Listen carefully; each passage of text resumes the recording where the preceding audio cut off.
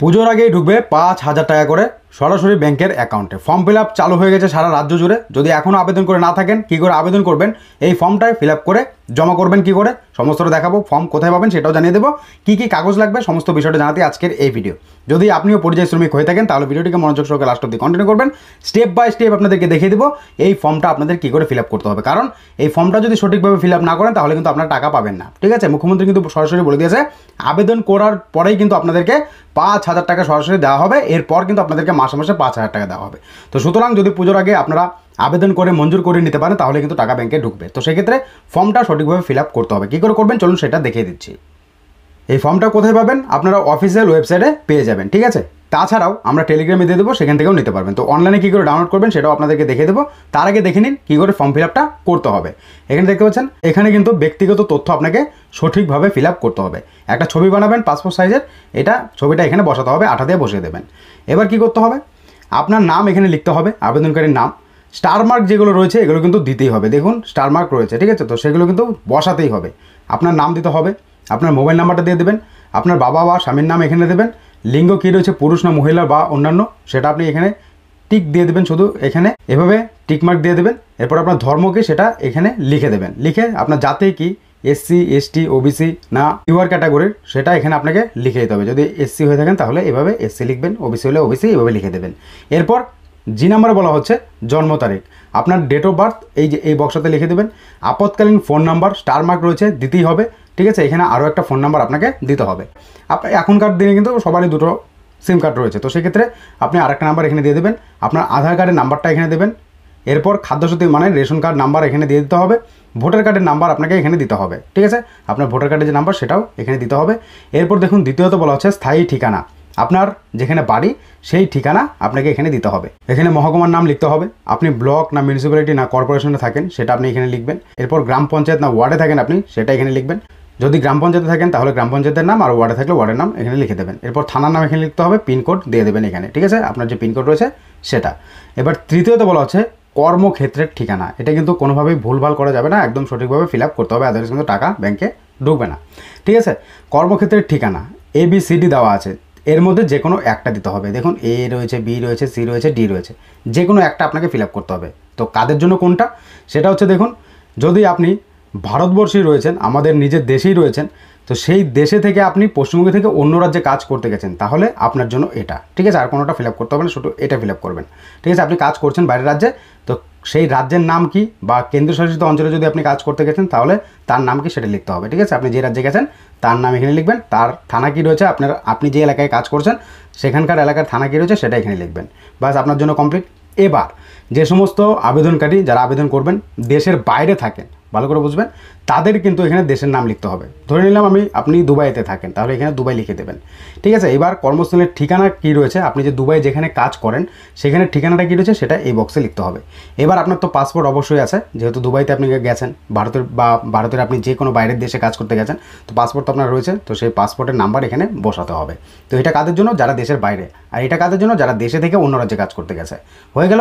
এইবার যারা কাজ করছে তাদের জন্য এটা। এবার যারা যাবে, আপনি বাড়ি থেকে অন্য জায়গায় কাজ করতে যাবেন, তো সেক্ষেত্রেও আপনারা ফিল আপ করতে পারবেন।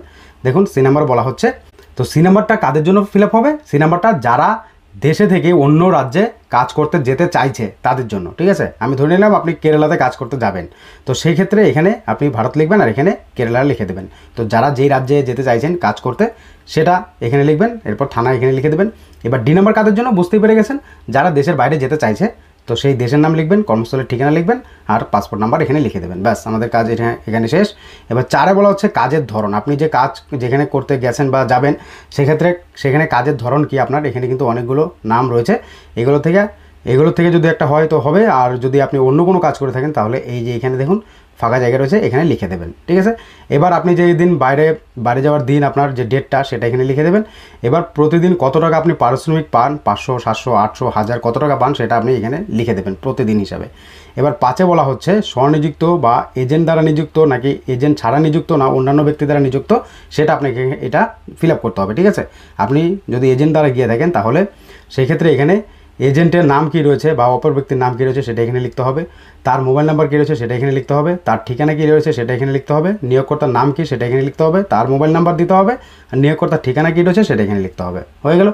এবার আমরা চলে যাব 6 নম্বরে। 6 নম্বর বলা হচ্ছে ব্যাংকের ডিটেলস। এই ব্যাংকের ডিটেলসটা ভালো করে ফিল আপ করতে হবে, কারণ এখানেই টাকাটা দেওয়া হবে। এখানে ব্যাংকের নাম লিখতে হবে, এখানে ব্রাঞ্চের নাম লিখতে হবে, ঠিক আছে। মানে আপনার ব্যাংকের যেই ব্যাংকে আপনি অ্যাকাউন্ট খুলেছেন তার যে শাখাতেই তো খুলেছেন সেই শাখার নাম এখানে লিখতে হবে। এবার অ্যাকাউন্ট নাম্বারটা এখানে লিখতে হবে আর আইএফএসসি কোড লিখতে হবে, ঠিক আছে। আপনার ব্যাংকের বই আইএফএসসি কোড থাকবে সেটা এখানে লিখে দেবেন। এবার সাথে বলা হচ্ছে মনোনয়ন সংক্রান্ত তথ্য দিতে হবে। মনোনীত ব্যক্তির নাম কী রয়েছে সেটা এখানে লিখবেন, মোবাইল নাম্বার লিখবেন, তারপর মনোনীত ব্যক্তির সাথে আপনার সম্পর্ক কী সেটা লিখবেন, মনোনীত ব্যক্তির আধার নাম্বার কী রয়েছে সেটা এখানে লিখে দেবেন। এবার 8-এ বলা হচ্ছে আপনার রেশন কার্ডের ডিটেলস এখানে দিতে বলছে, ঠিক আছে। এখানে দেখুন সমস্ত রেশন কার্ডের কিন্তু নাম্বার এখানে দেওয়া রয়েছে। কী কী রয়েছে রেশন কার্ডের এখানে AY, PHS, SPHS, RKS 1, RKS 2 রয়েছে। আপনার কোন ধরনের ক্যাটাগরি কার্ড রয়েছে সেটা এখানে আপনাকে লিখে দিতে হবে, ঠিক আছে। আমি ধরে নিলাম যে আপনার PHS কার্ড রয়েছে, তো সেক্ষেত্রে PHH এভাবে লিখে দিতে হবে, ঠিক আছে। এবার যাদের যেই কার্ড ক্যাটাগরি কার্ড সেটা এখানে লিখবেন। এবার আপনার কার্ডের যে নাম্বার রেশন কার্ডের নাম্বার থাকে সেই নাম্বারটা এখানে লিখে দিতে হবে। ব্যাস 8 নাম্বার কমপ্লিট। এবার 9 নম্বর কী বলা হচ্ছে দেখুন, আপনার কি পরিবার আছে? যদি আপনার পরিবার থাকে তাহলে হ্যাঁ এর উপরে এভাবে টিক দিতে হবে, আর যদি না থাকে তাহলে না এর উপরে এভাবে টিক দিতে হবে, ঠিক আছে। যদি না থাকে তাহলে তো ফিল আপ করার দরকার নেই, আর যদি থাকে তাহলে এখানে তার নাম লিখবেন, তা সে পুরুষ না মহিলা সেটা লিখবেন, তার বয়স কত, আধার নাম্বার, আর এখানে তার সঙ্গে কী সম্পর্ক আপনার সেটা লিখবেন। এবার 1-এর বেশি যদি হয় তাহলে এখানে আরও একজনের নাম লিখতে পারবেন, ঠিক আছে। এইবার দেখুন এখানে কী কী ডকুমেন্ট আপনাকে দিতে হবে, এখানে কিন্তু সেটাও মেনশন করে দিয়েছে এই ফর্মের মধ্যে, যেন কারোর সমস্যা না হয়। দেখুন কী কী ডকুমেন্ট দিতে হবে। পাসপোর্ট আকারে ছবি, প্রথমে বললাম ছবি দিতে হবে একটা, ব্যাংকের পাসবুক সেটাও তো দিতেই হবে। এবার যারা দেশের বাইরে থাকে তাদের সেই পাসপোর্ট যে রয়েছে সেটার কিন্তু অবশ্যই জেরক্স দিতে হবে, ঠিক আছে। আধার কার্ড দিতে হবে, আবেদনপত্রের সংযোজনী দিতে হবে, আর ভোটার কার্ডের নাম্বার। তো সংযোজনী কোথায় পাবেন? নিচের দিকে রয়েছে, সেটাই পেয়ে যাবেন। দেখুন এরপর কিন্তু এখানে এই যে সিগনেচার করতে হবে পরিযায়ী শ্রমিকের স্বাক্ষর। এই যে সংযোজনী এখানে কিন্তু চেয়েছে, তো এটাও কিন্তু দিতে হবে, এটা বলেছে তো ফর্মের মধ্যেই রয়েছে। তো সেক্ষেত্রে চিন্তার ব্যাপার নেই, অন্য কোনো জায়গা থেকে নিতে হবে না, এখান থেকেই হয়ে যাচ্ছে। সংযোজনী রয়েছে, নাম দিতে হবে, স্বামীর নাম বা পিতার নাম লিখতে হবে, আধার কার্ডের নাম্বার, ভোটার কার্ডের নাম্বার, স্থায়ী ঠিকানা কী সেটা লিখতে হবে। এবার এখানে আবার তার নাম, তারিখ, তারপর পেশায় কী, কোন জেলায়, ভারতবর্ষের বাইরে না দেশে সেটা কিন্তু এখানে লিখতে হবে। এরপর নিচের দিকে চলে আসবেন, এখানে সিগনেচার আর তারিখ লিখতে হবে, ঠিক আছে। দেখুন তারিখ সহ পরিযায়ী শ্রমিকের স্বাক্ষর, তো এখানে সিগনেচার করে তারপর এখানে ডেটটাও অবশ্যই দিতে হবে। তো হয়ে গেল আমাদের ফর্ম ফিল আপ। এবার এটাকে কিন্তু ফর্ম ফিল আপ যা আপনি করেছেন এর সঙ্গে কিন্তু সমস্ত ডকুমেন্ট আপনাকে জেরক্স করে দিতে হবে। কী কী ডকুমেন্ট দিতে হবে এটাও কিন্তু এখানে মেনশন করা আছে, যা আমরা আপনাদেরকে বলে দিলাম একটু আগেই। তো এই সমস্ত ডকুমেন্ট সহ এই ফর্মটা ফিল আপ করে জমা করুন।